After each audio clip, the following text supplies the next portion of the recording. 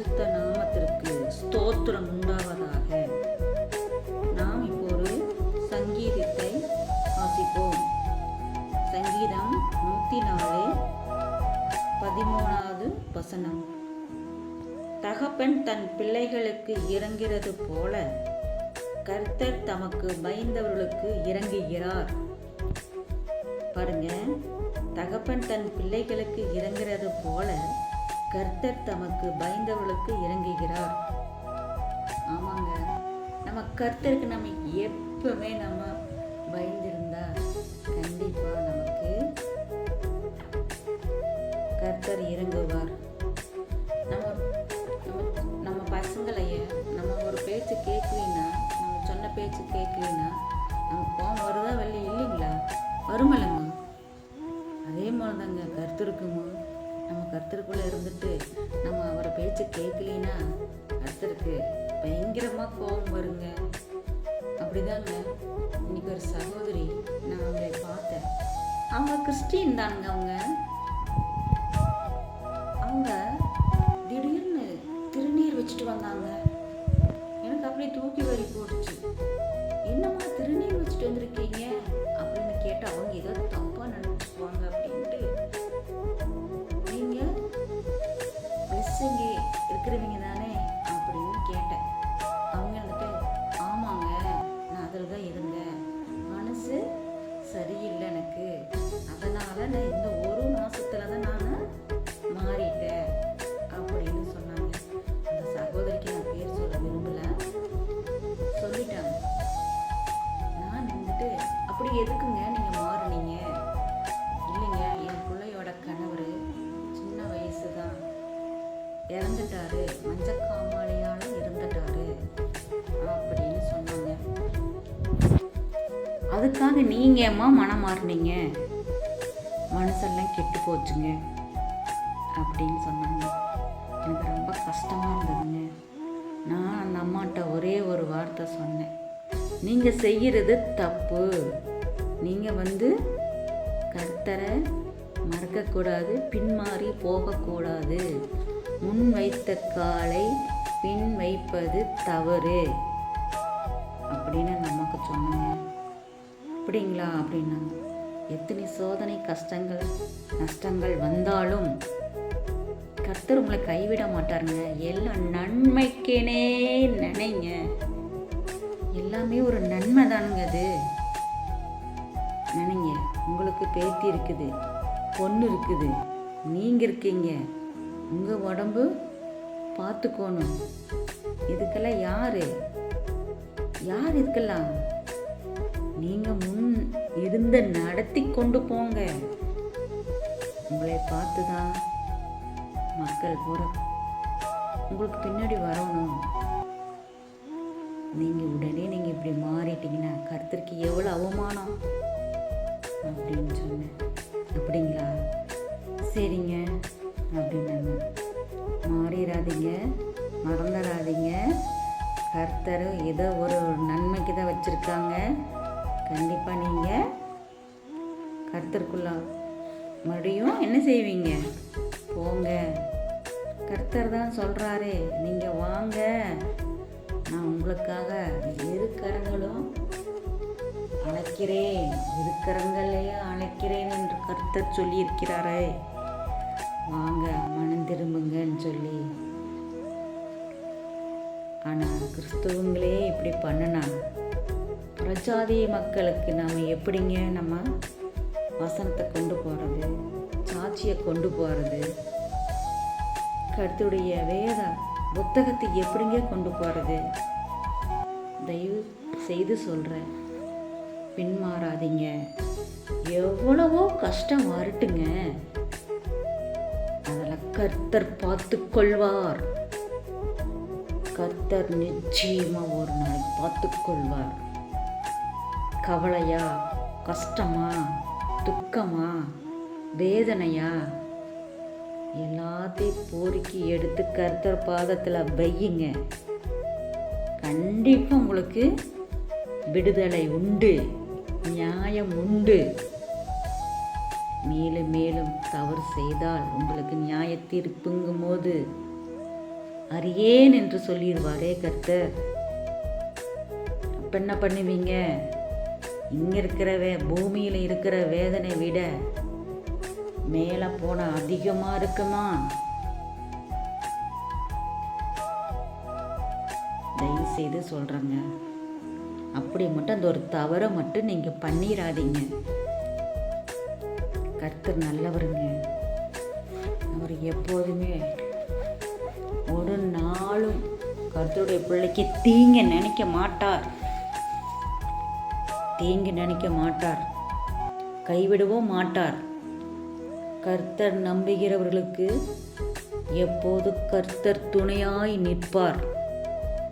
ஆண்டவர் சொல்லியிருக்கிறாரே, உன் வலது பக்கத்திலும் இடது பக்கத்திலும் என்னுடைய தூதர்களை நிறுத்தி வச்சிருக்கிறேன்னு சொல்லி. போக்கிலும் மருத்திலும் கர்த்தர் தூதர்கள் விட்டு பாதுகாத்து கொள்வார். மறந்துட்டீங்களா? மறக்காதீங்கம்மா, மறக்காதீங்க சகோதரரே, மறக்காதீங்க. நிச்சயமா கர்த்தர் நல்லவர். அவர் உங்களை விரும்புகிறாருங்க, உங்களை அன்போடு விரும்புகிறார். தன் தாய் தகப்பனும் கைவிட்டாலும் நான் உன்னை கைவிட மாட்டேன் என்று சொல்லியிருக்கிறார். பின்மாறி போகாதீங்க, பின்மாறி போகாதீங்க.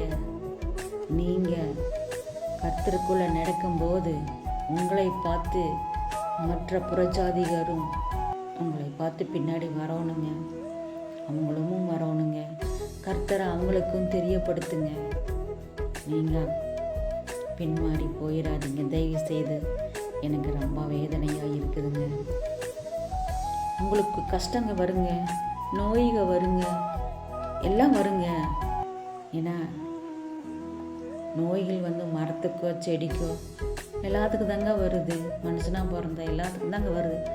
நீங்கள் கடவுள் கிட்ட ஒன்று கேளுங்க, எனக்கு தாங்கக்கூடிய சக்தி தாரும் ஆண்டவரேன்னு கேளுங்க.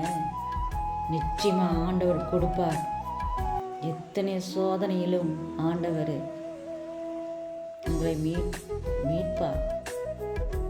ஆனால் ஒன்றுங்க,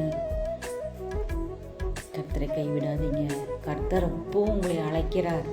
மகனே, மகளே, வாங்க என்னிடத்துக்கு. வருத்தப்பட்டு பாரம் சுமக்கின்றவர்களே, வாங்க வாங்க என்று உங்களை அன்போடு கூப்பிடுறார். அதெல்லாம் நான் பார்த்துக்கிறேன், வாங்க. நீங்கள் கடவுளை கிட்ட மட்டும் வாங்க. வேறு ஒன்றுமே நீங்கள் செய்யாதீங்க. உங்கள் பிள்ளைகளுக்கும் எடுத்து சொல்லுங்க. நல்ல கர்த்தருடைய வழியிலே நடத்துங்க பிள்ளைகளை. கண்டிப்பாக நீங்கள் ஒரு நாளைக்கு உயருவீங்க, கண்டிப்பாக உயருவீங்க. இந்த வசனத்தை யாரோ கேட்குறாங்களோ, கண்டிப்பாக இந்த வீடியோ யாரார பார்க்குறீங்களோ கடைசி வரைக்கும் நிச்சயமாக கடவுள் உங்களை ஆசீர்வதிப்பாருங்க, ஆசீர்வதிப்பார். நீங்கள் பயப்படாதீங்க, மகிழ்ச்சியாக இருங்க, எப்போதும் சந்தோஷமாகவே இருங்க. கவலையை முகத்துக்கு மேலே கொண்டு வராதீங்க, சந்தோஷத்தை கொண்டு வாங்க. கவலையை வெளியே விட்டு வீசிடுங்க. கர்த்தர் உங்களை நித்தமும் வழி நடத்துவார், நித்தமும் வழி நடத்துவார். ஒரு நாளும் மறக்க மாட்டார். உங்களை எல்லாம் உள்ளங்கையில் வரைந்து வச்சிருக்கிறாருங்க. அவர் மறக்க மாட்டாருங்க. மறக்கிற தேவனே அல்லங்க. நம்முடைய தேவன் பரிசுத்தமானவருங்க. தேவன் எப்போது நம்மளை கைவிட மாட்டார், கைவிடவே மாட்டார். இப்போது நம்ம ஜெபிப்போமா? அன்புள்ள பரலோக பிதாவே, இந்த வசனத்தை கேட்டதுக்காக உமக்கு நன்றி ராஜா. இந்த பிள்ளைகளை ஒவ்வொருத்தரையும் நீர் பேர் பேரா அவரோட நீர் பேசி அவங்க பிரச்சனைகள்லாம் இப்பொழுது ஆண்டவரே தீர்த்து வையுங்க ஆண்டவரே. அப்பா, நம்பிக்கை இல்லாத வாழ்க்கை வாழ்கிற மக்கள் தகப்பனே, அவங்களுக்கு ஒரு நம்பிக்கை ஊட்டும் ராஜா. உம்முடைய வல்லமை, உம்முடைய இயேசுவின் ரத்தம் ஆண்டவர் அவங்க மேலே தெளிக்கட்டும் ராஜா. வல்லமையுள்ள கரம் அவங்கள் மேலே பாய்ந்து போகட்டும் தகப்பனே.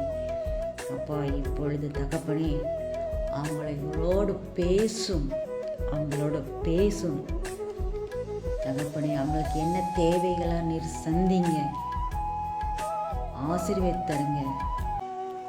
அவங்க கேட்குற தகப்பனே, உண்மை மனதார நினைத்து கேட்குற ஒவ்வொரு செயல்களையும் தகப்பனே நீர் பயன்படுத்துவீராக ராஜா.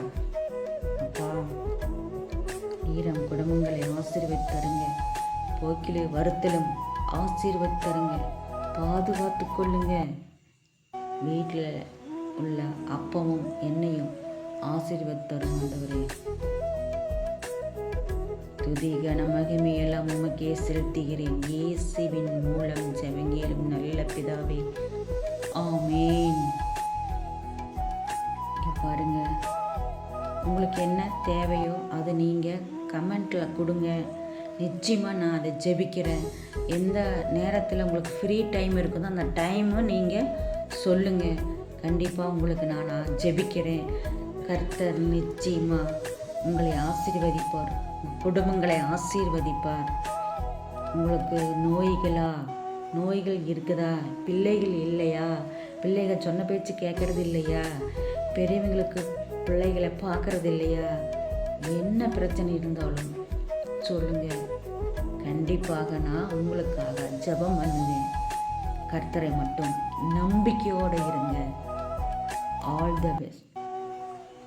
ஸ்தோத்திரம். உங்களை கர்த்தர் ஆசீர்வதிப்பாராக. ஆமீன், ஆமீன். இந்த லதா ஷாம் சேனலை சப்ஸ்கிரைப் பண்ணுங்கள், லைக் பண்ணுங்கள், ஷேர் பண்ணுங்கள். இந்த சேனலுக்கு நீங்கள் ஒத்துழைப்பு கொடுங்க. மறக்காமல் நீங்கள் கமெண்ட் பண்ணி உங்களுக்கு என்ன பிரச்சனையோ சொல்லுங்கள். கண்டிப்பாக அதை செய்வார் ஆண்டவர். இப்போ நான் சொன்னதுக்காக உங்கள் கூட நான் பேசுகிறேன். ஆனால் நிச்சயமாக அதை செய்வார், கண்டிப்பாக நடத்தை காட்டுவார். ஆமேன், ஆமேன்.